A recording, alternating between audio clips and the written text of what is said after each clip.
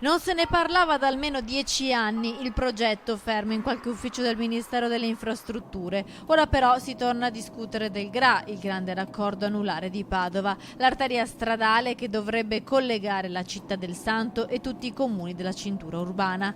Il sindaco Sergio Giordani ha riunito a Palazzo Moroni i 20 primi cittadini della provincia interessati, l'assessore regionale alle infrastrutture Elisa De Berti e la presidente della società GRA Luisa Serato.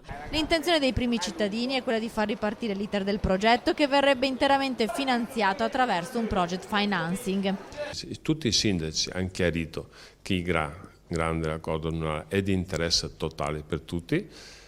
L'assessore De Berti ha detto che va rimesso, perché ha 10 anni questa cosa, non uno, 10 anni, va riattualizzato e verificato la validità del GRA.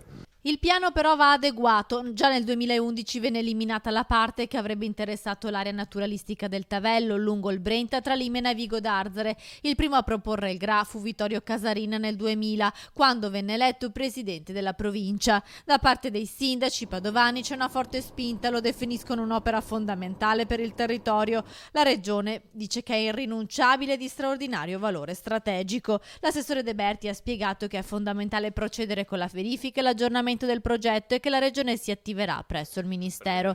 Il sindaco Giordani si dice fiducioso, meno ottimista il primo cittadino di Saonara, Walter Stefano, convinto che l'incontro sia stato l'atto finale di un'opera eterna incompiuta. Quello che comunque personalmente ho percepito dall'assessore De Berti è una tiepidezza nei confronti di questo progetto che avrebbe bisogno invece di una decisa presa di posizione da parte della regione per essere proposto con convinzione al Ministero delle Infrastrutture e quindi poi di avviare l'iter vero e proprio. L'opera, inserita nel nuovo piano regionale dei trasporti presentata lo scorso luglio, dovrebbe costituire un collegamento tra la zona industriale padovana, la statale Romea e l'area di Marghera. L'intervento del GRA sarebbe inoltre necessario per la realizzazione della camionabile tra Padova e Venezia. Si attende ora un nuovo incontro previsto tra un mese, solo allora si comprenderà se l'opera potrà tornare attuale o se verrà definitivamente dimenticata.